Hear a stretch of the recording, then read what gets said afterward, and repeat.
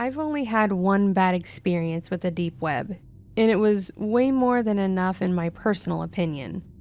I'm not an overly technical person. I am not a tech genius. I'm no hacker extraordinaire. But I do know my way around the internet, and I have an understanding of what indexing and non-index pages, deep web, actually are. I took a few classes on internet security, and there were a couple sections dedicated to deep web and dark web, or at least explaining what they were, how the technology worked, like onion routing and encryption, and I felt confident enough to get on the deep web and thought I could keep myself safe. And that confidence was my first mistake. But in my defense, this situation could have happened on the surface web. It just made it that much creepier that it was on the deep web. Because I wasn't interested in any of the illegal content on the dark web, I kept myself confined to the part of the deep web that were closer to the surface, basically the wading pool of the deep web. Of these pages, I mostly visited things like forums and discussion boards. I had this personal appreciation for anonymous conversations, and while I wasn't a troll or aggressive or anything, I was a bit more out with my opinion and personality, as there wasn't a name associated with the statement.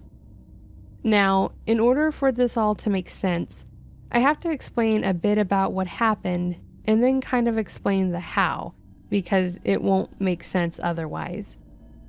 As stated, I spent a good amount of time on the forums. I spoke with people that I honestly considered my friends and learned a lot. It was actually kind of nice. Kind of like there was a place that I belonged, like a bar, but with text and random people that were faceless. Now, on the main forum I would use, most people signed their posts and messages with a pseudonym. Of course, there was no control over this, and anyone could use anyone else's name on their post, and no one would be the wiser. Strangely enough, it was kind of an honor system, and most people followed it. My name on the site was, ironically, No Girls on the Net.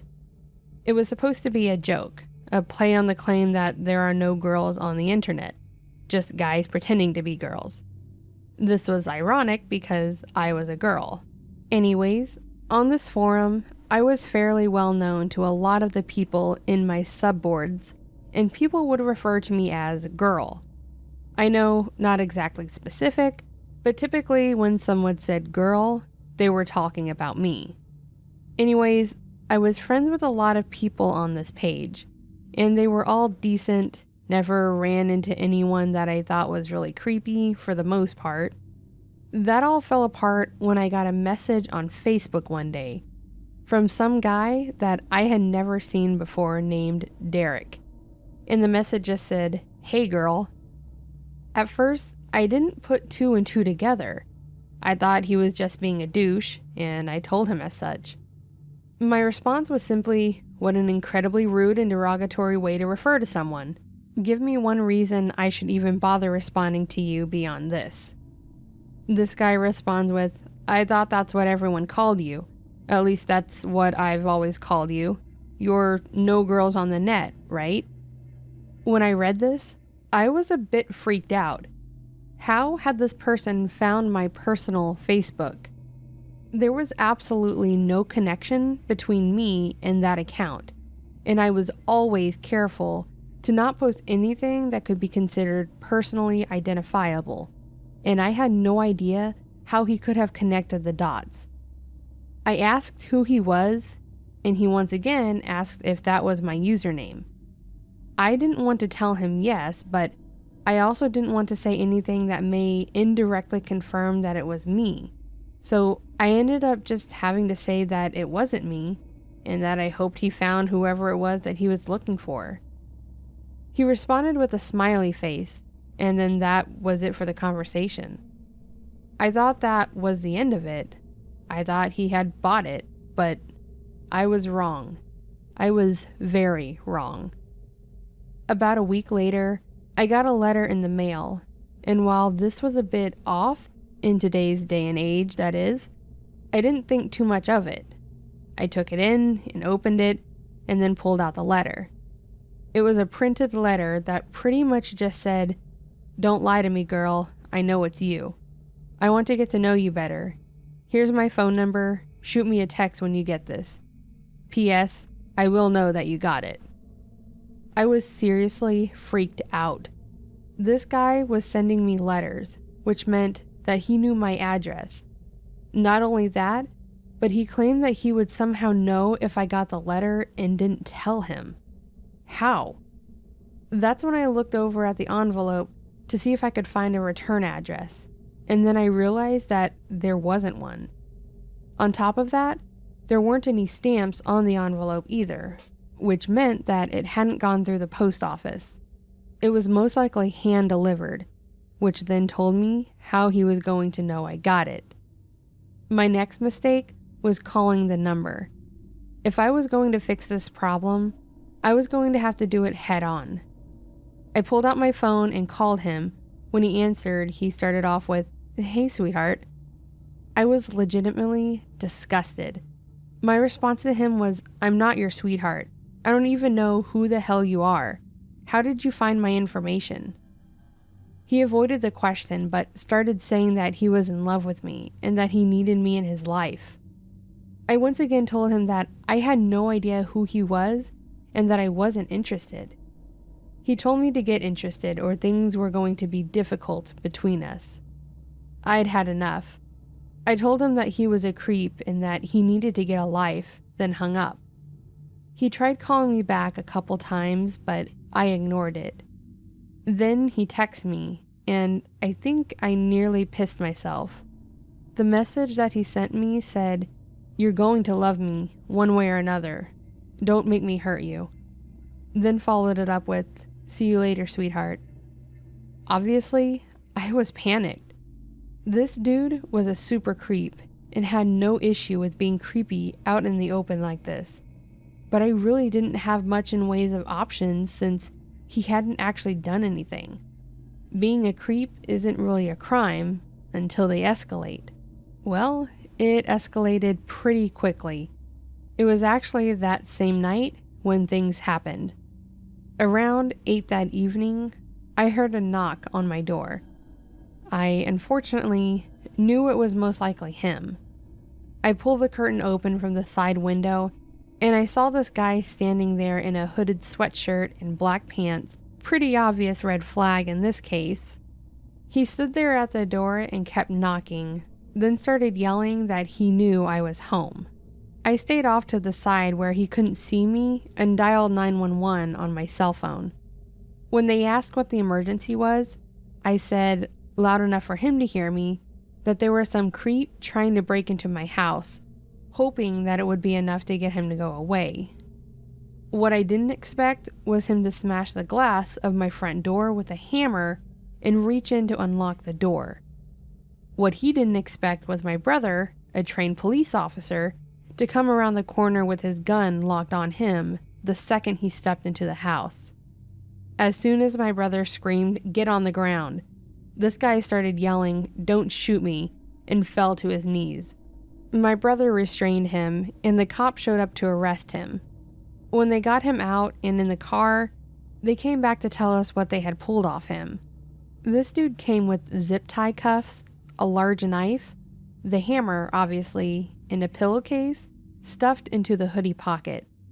Basically, it was likely that he planned to kidnap me, cuff me, put the pillowcase over my head, and take me out to his van, which he had parked just outside.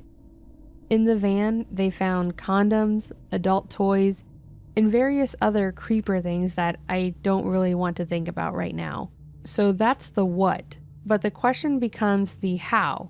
How did he find me? How did he know who I was? How did he connect my stupid username with me as a person? Easy.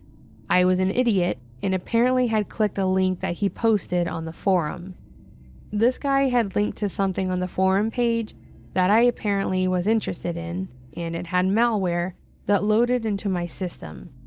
Because I had some stupid software, something like JavaScript or Flash or something that was out of date, and this guy was able to drop a keylogger on my system. That, plus those fantastic little things in Chrome and Firefox that will say, save your personal info for quicker entry. Things like your address and name and all that. Yeah, that helped him tremendously. This guy had infected my system, and I had, unbeknownst to me, given him all of my personal information.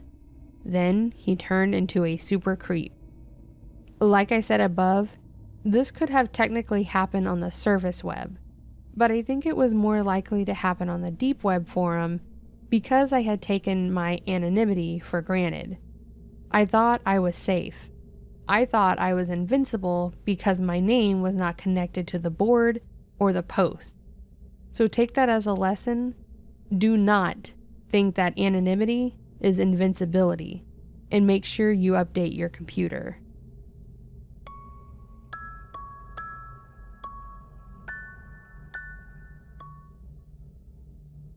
This story isn't mine personally.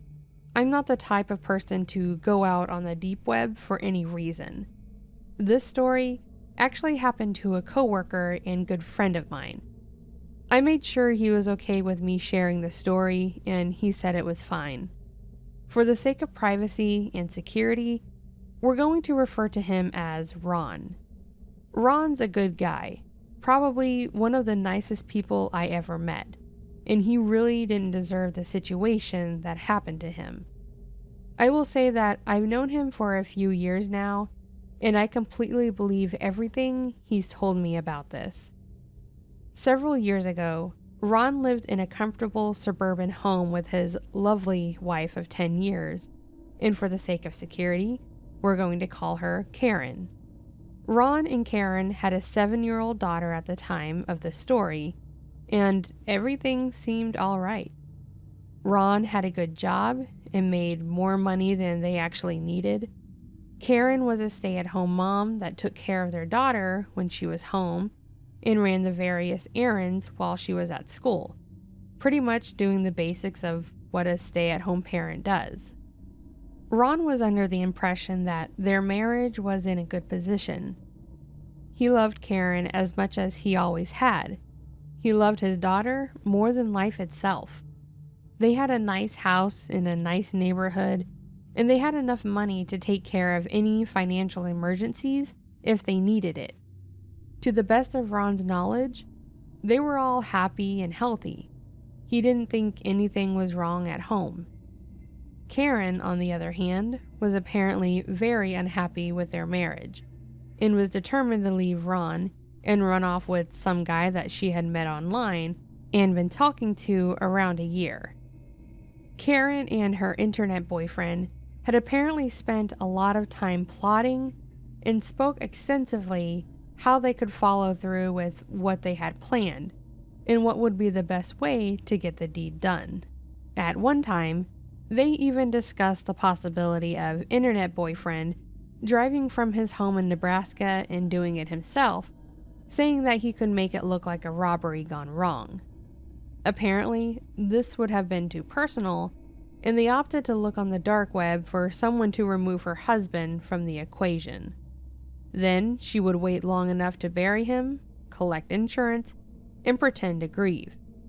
After a few months, she planned to then take her daughter and the money from his life insurance and run off with the boyfriend to start their new life up north. Based on the conversations, she was adamant that it needed to look like an accident. That way the life insurance would pay out the maximum. Like I said, Ron made good money and was worth a decent amount dead, so she planned to live a few years off of that with the new guy. Back to their actual plan, as I said, they had the intent of going on the dark web and finding, basically, a hitman to get rid of her husband. Apparently, they were successful to an extent. They got on the deep web, they found a site that listed people providing these services, and they got the information for someone that they were going to pay to do the entire thing. They even went as far as sending the $15,000 to the account of the person that was supposed to do the job. Thankfully for Ron, His wife and her new boyfriend were not well versed in how things worked on the dark web, and to some extent, were kind of stupid. Apparently, they went all the way through the plotting with this person, sent him the money, and even set a date. On the date in question, Karen had taken her daughter to her grandparents' house and had told Ron that she was going to spend the day with them. While she was gone, Ron got a visit by the local police and a federal agent. They explained the situation to him and basically took him into protective custody. When Karen got home, she expected to find her husband lying dead on the living room floor, but instead had federal agents screaming at her and taking her to the ground. What's worse, she apparently had brought their daughter home with her, meaning she would have been okay with the little girl seeing her dead father.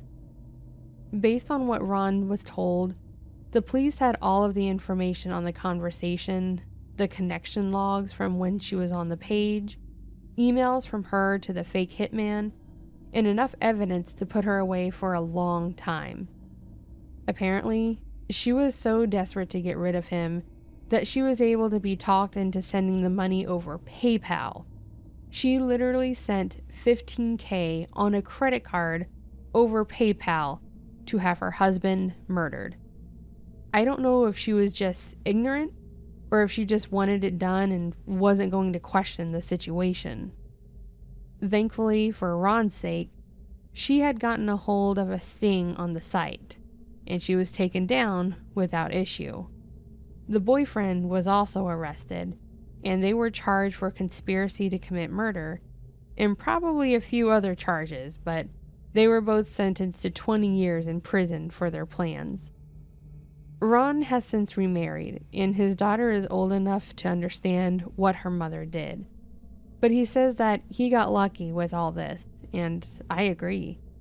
If his wife had gone to another page, been a little more competent, and paid a little more attention to being secure in her messaging and communications, Ron may have been legitimately murdered that day, and she would be off living with her internet boyfriend in the Dakotas.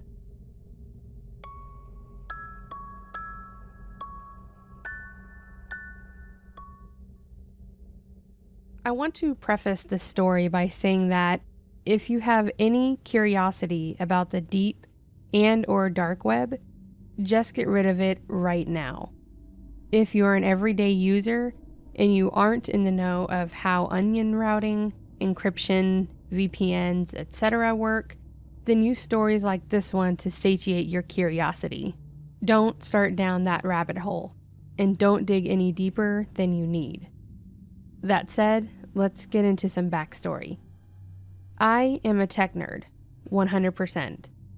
I'm the type of person that was ripping apart old PCs in the 80s and putting them back together just to see what worked with what. Mind you, that was back when I was a kid. I learned about all the tech back then, and I took that passion into my adulthood. So I work in IT, if that wasn't obvious, and I know a lot about what goes on out there on the net. Now that's all well and good, but that's all surface web and surface tech level stuff. The question from here becomes, how does being a geek equal dark web horror story? Simple, I've been there. In fact, I've been there probably more than many of the stories that you've heard on the internet.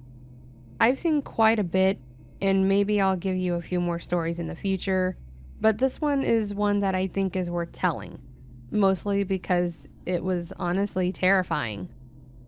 Back when I was on the dark web frequently, there was one site that I used to venture towards frequently. Obviously, I'm not naming the site because, as far as I know, it's still out there. This site was kind of like a dark web bazaar. You could buy pretty much anything and everything you could really want, and it wasn't terribly expensive. I used to buy things that were less than legal, and I even used to sell some stuff that was also less than legal. Honestly, this site had everything. Substances, weapons, stolen goods. If you wanted it, you could find it there. The dealers had their ratings that would pretty much tell you how reputable they were, and the higher the rating, the better the overall service or quality of what you've ordered. Think eBay rating, but for drugs and other illegal stuff. One day and one conversation sticks in my mind as probably the most memorable thing that ever happened while I was on the dark web, in this particular sales site. I was browsing the content for the hell of it, seeing what was out there, what I may have wanted to blow money on, and I saw an entry that was a bit strange. Girlfriend for sale. Honestly, I thought it was a joke. Maybe someone was selling their old silicone doll and wanted to have an eye-catching title. I went to the page and scrolled down to the description, and it didn't help any more than the title. It simply said, "Selling my girlfriend, message for details."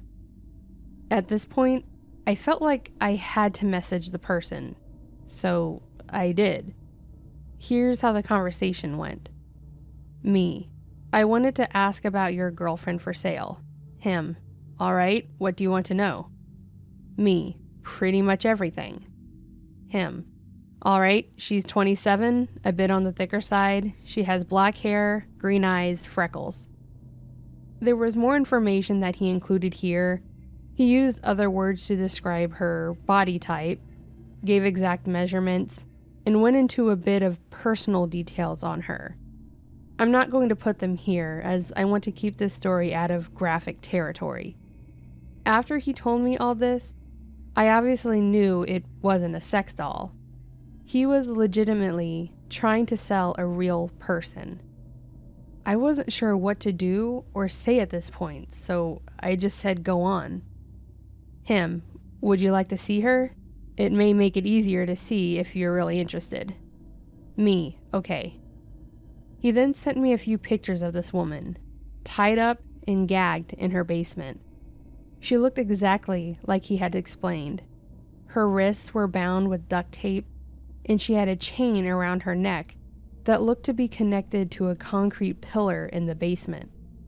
The look on her face was one of legitimate terror. You could tell that she had been crying excessively and her hair was a mess. He then sent me photos of her in what I'll describe as compromising situations and positions. I won't get into the details, but honestly, it made me want to vomit. When I clicked on this entry on the site, I was expecting it to be a joke, but these pictures and what he had told me had me pretty certain that this was real, and that scared the hell out of me. Then he sent me another message. I have one other interested buyer that's offering $70,000 cash by next week. If you can get me at least $75,000, she's yours.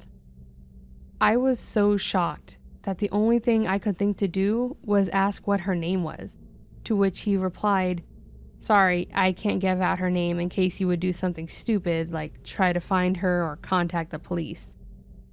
I replied with, "Oh no, I wouldn't dare. I was just curious."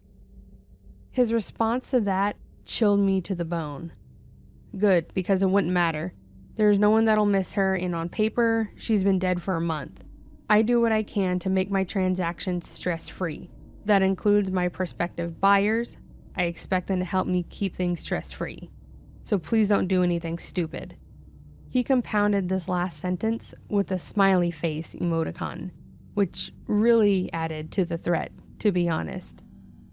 I honestly had no idea what to say. I didn't know if this was legitimate or if it was a honeypot seller trying to arrest human traffickers. I just told him that I would try to get the money together, and if he didn't hear from me by the time the other seller came through, that was fine. I didn't want to raise any alarms with this guy, regardless of who he really was. I really don't have much more to this story, other than to say that I have no idea what happened to her or the seller. I didn't follow up, and I just kind of let the situation go. I know this makes me an awful person, and I've lost sleep over it, but I'm more hopeful that it was just a honeypot and that he was trying to lure me into being arrested more than actually trying to sell his girlfriend.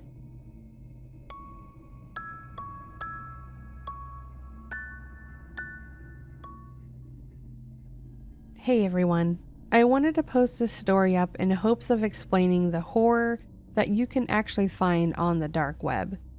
Honestly, most of the things you find on the dark web aren't actually the horror movie cliche-laden websites that everyone seems to think they are. Most of the dark web is questionable or illegal adult content, people trying to buy medications illegally, etc.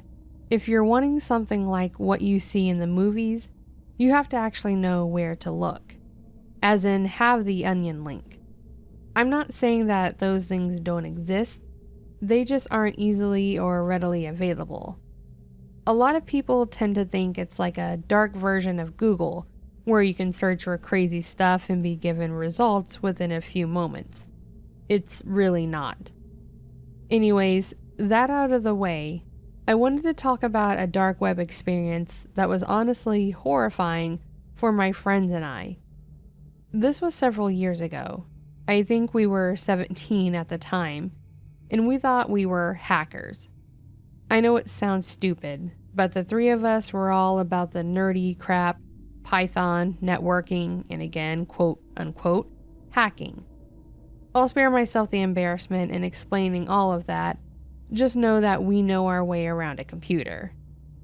Naturally, the three of us gravitated towards places like Reddit, and then 4chan and such. I don't remember where we heard about the dark web, probably from a friend, the news, or on one of those aforementioned websites. But when we learned about the difference between surface web and dark web, our curiosity was piqued. We started looking into what it was out there, and what we could do. And of course, we were enchanted with the hacker haven it was glorified to be. We thought we would get on there, look at some of the questionable sites, and be the coolest kids because we accessed content that others didn't know existed. So we did what we had to, loaded up Tor, got information for some onion links, and got ready to have our minds blown. Of course, it ended up not being as interesting as we thought it was going to be. The sites were plain and bland. We saw a couple sites selling pills, others that we didn't even bother scrolling through because of the front pages, and a few webcam sites that we honestly weren't interested in. I think all of us were getting a bit disappointed in what we were finding, though I don't know what we were expecting to find really. I think we started just clicking through and going anywhere and everywhere we could get to. Looking back, this was a really stupid idea.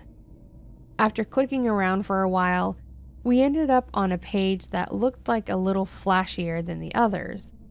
I can't remember the name of the page, but I think it was something along the lines of your choice or something like that. As we started on the home screen, the whole page looked like it was a site for a butcher shop. There were a number of pictures of meat slices and cuts all over the front page, explaining the quality and what seasoning went best with each piece. Unfortunately, I think you can all see where this is going. We ended up on a page with a list of cuts, and each of them had a diagram of a person, and the part where the meat came from was highlighted. Some of what was on that page was horribly graphic, so I won't explain it in this story, but you can imagine what all was there. One of the most disturbing parts of this website was its explanation on its sourcing. I recall it explaining that all packaging would be discreet and that they would include their own seasoning packet that would go best with what you chose. What's worse, they explained that all of their meat was fresh and sourced on demand. They touted the fact that they had the ability to get everything when it was ordered. Obviously, we were freaked out by seeing this kind of meat. We got off the site and pretty much immediately removed Tor. We all kept up our pursuits in the IT world, but I don't think any of us have ever been back to the dark web since.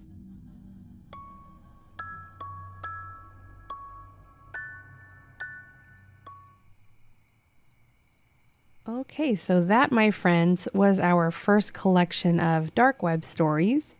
And to be honest, I don't think there's much more to say than there's really nothing good to come out of the dark web. And as they mentioned in one of those stories, just get your fill from other people's experiences and other stories and videos like this. I mean, it's hidden for a reason, right? Just not worth it. Not worth it.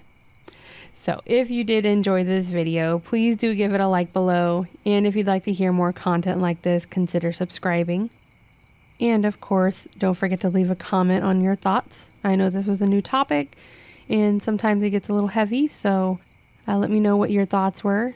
Or were you ever brave enough to venture on the dark web? Let me know. And with that being said, friends, I hope you have a fantastic week. And until next time, take care.